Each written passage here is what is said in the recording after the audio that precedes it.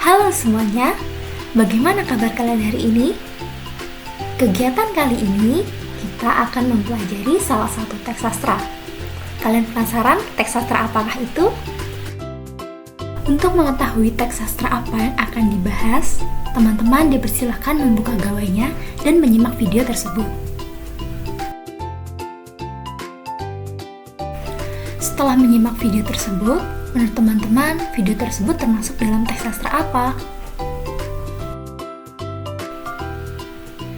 Tepat sekali, cuplikan video tersebut ialah puisi. Untuk dapat lebih memahami apa itu puisi, teman-teman dapat menyimak pembahasan berikut ini.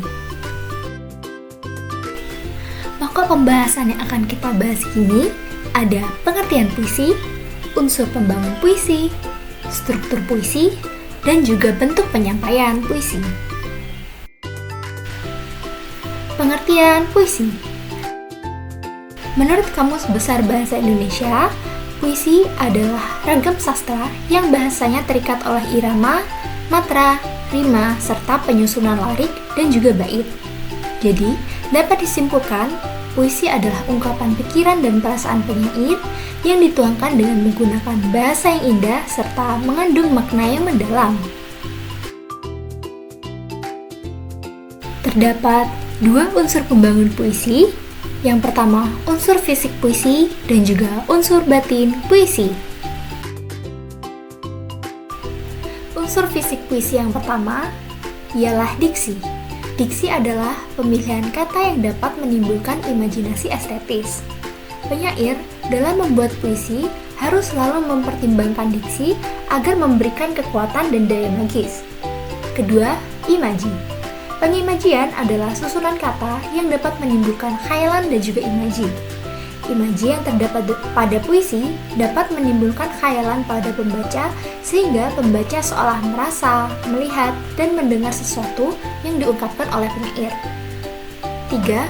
Kata konkret bertujuan untuk menimbulkan imajinasi pada pembaca. Kata konkret harus memperjelas isi puisi agar menimbulkan imaji penglihatan, pendengaran, atau perasaan pembaca. Kata konkret ini selalu berkaitan dengan pengimajian. Selanjutnya, bahasa figuratif atau majas. Majas adalah bahasa yang digunakan penyair untuk mengungkapkan sesuatu dengan cara membandingkan suatu hal dengan yang lainnya. Bahasa figuratif terdiri atas pengiasan yang menimbulkan makna kias dan pelambangan yang menimbulkan makna lambang. Kelima, verifikasi. Verifikasi merupakan unsur pembentuk keindahan sebuah puisi. Ketika membaca puisi, tentu saja kita akan menikmati rima, ritma, dan metruk yang terdapat dalam puisi tersebut. Keenam, tipografi adalah pembeda yang penting antara puisi dengan prosa dan juga drama. Tipografi merupakan bentuk puisi seperti halaman yang tidak dipenuhi kata-kata, tepi kanan kiri, pengaturan barisnya, hingga baris puisi yang tidak selalu dimulai dengan huruf kapital dan diakhiri oleh tanda titik. Hal-hal tersebut sangat menentukan pemaknaan terhadap puisi. Unsur batin puisi. Yang pertama ada tema. Tema adalah unsur utama pada puisi karena tema berkaitan erat dengan makna yang dihasilkan dari suatu puisi. Kedua, rasa atau feeling pada puisi merupakan sikap penyair terhadap pokok permasalahan yang terdapat dalam puisinya. Yang ketiga, nada. Yang dimaksud nada atau suasana pada puisi adalah sikap penyair terhadap pembacanya. Dan yang terakhir, amanat. Pada puisi, amanat dan tujuan merupakan pesan yang terkandung di dalam sebuah puisi. Struktur puisi. Terdapat dua struktur puisi. Yang pertama, struktur batin adalah unsur pembangun puisi yang tidak tampak langsung dalam penulisan kata-katanya. Struktur batin puisi meliputi tema, amanat, dan juga sikap penyair. Dan yang kedua, struktur fisik. Struktur fisik adalah unsur pembangun puisi yang bersifat fisik atau tampak dalam bentuk susunan kata-katanya. Struktur fisik puisi meliputi majas, rima, konotasi, dan kata berlambang dan pengimajian.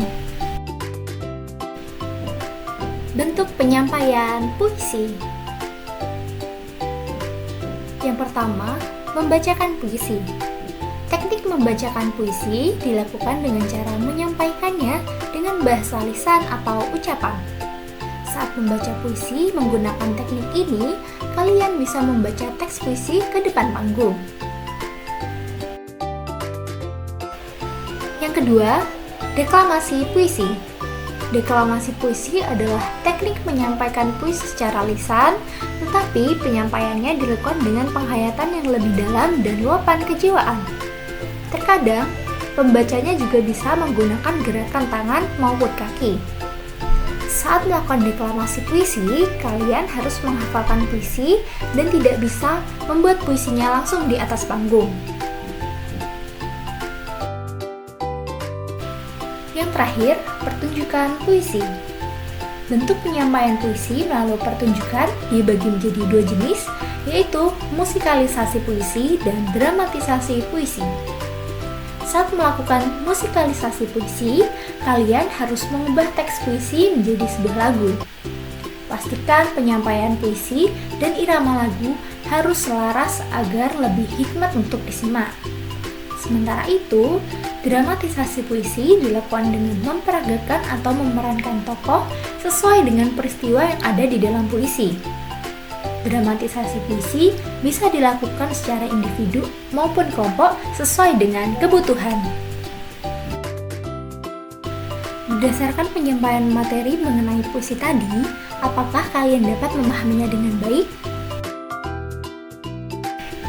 Untuk menguji pemahaman kalian, selanjutnya scanlah kode QR berikut. Simaklah cuplikan video puisi berikut dengan cermat untuk menguji kemampuan kalian. Diskusikan pertanyaan berikut. Yang pertama, apa makna dari isi puisi tersebut? Kedua, bagaimana penyair mampu menggambarkan imaji dalam puisi yang dibawakan? Ketiga, jelaskan unsur batin yang terdapat di dalam puisi tersebut.